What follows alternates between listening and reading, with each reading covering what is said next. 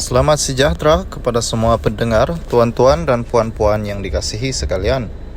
Tajuk utama, UMNO turun padang, nilai penerimaan pengundi terhadap bakal calon.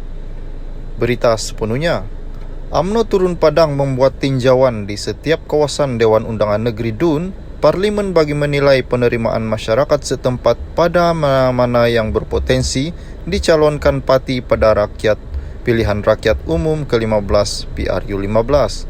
Naib Presidennya, Datuk Seri Makzir Khalid berkata, penerimaan pengundi setempat adalah kriteria penting bagi setiap calon yang akan dipertarungkan UMNO pada pilihan raya akan datang.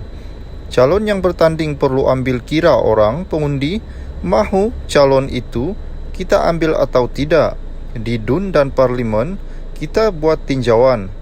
Tengok orang ramai boleh terima atau tidak, dan kalau ada orang lain dipilih pengundi, kita ambil dia, katanya. UMNO juga ambil kira pandangan cawangan dan kita buat penilaian berasaskan orang yang boleh diterimanya. Katanya, pada sidang media selepas merasmikan Expo Perlembagaan Kemajuan Wilayah Utara Perda 2022 di sini semalam. Makzir yang juga Menteri Pembangunan Luar Bandar berkata, demikian ketika mengulas pengesahan supaya UMNO tidak menamakan semua calon yang tewas pada PRU lalu untuk bertanding PRU 15 kerana mereka ditolak rakyat. Gesaan itu dibuat timbalan Ketua UMNO Seberang Perak, Datuk Dr. Guntur Tebong, yang mahu calon tewas tidak dicalonkan semula kerana akan menjejaskan kredibiliti parti. Semalam, Timbalan Pengurusi Barisan Nasional merangkap Timbalan Presiden UMNO, Datuk Seri Muhammad Hassan pula menegaskan, BN dan UMNO tidak akan mengamal dasar menetapkan calon tertentu perlu kekal di kerusi masing-masing.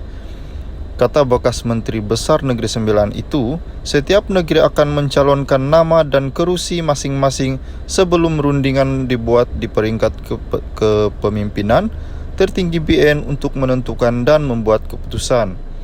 Kita akan lihat siapa yang dianggap layak dan boleh dipertimbangkan untuk kita dijadikan calon. Kriteria utama adalah kehendak menang dan saya tiada isu berkaitan hubungan peribadi atau agenda tertentu dan sebagainya. Keutamaan saya sebagai pengarah pilihan raya adalah hendak menang. Bila nak menang, kita kena cari kaedah yang nak menang walaupun calon itu dah lama di situ. Tetapi kalau dia boleh menang, kenapa tidak dipilih, kata Muhammad lagi. Timbalan Presiden UMNO Datuk Seri Muhammad Hassan memaklumkan belum membuat sebarang keputusan berhubung kerusi Parlimen mana yang akan dipertandingkannya dalam pilihan raya umum ke-15. Malah, katanya, soal pembahagian kerusi itu akan dibincangkan bersama parti komponen BN dalam masa terdekat, iaitu selepas selesai sesi libat urus dan perjumpaan dengan jentera BN Sabah. Keutamaan parti ketika ini adalah bagi memperkukuh dan mempersiapkan jentera di seluruh bahagian terlebih dahulu.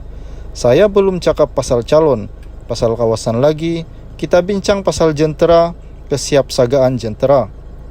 Saya tidak pernah cakap pun nak bertanding di mana-mana. Saya cakap dah sampai masanya untuk saya bertanding di peringkat Parlimen. Di Parlimen, mana suka hati saya lah. Saya timbalan Presiden, boleh bertanding di mana-mana saya mahu. Saya tidak cakap bertanding di Rembau. Orang nak cakap ikutlah. It's not my concern, katanya.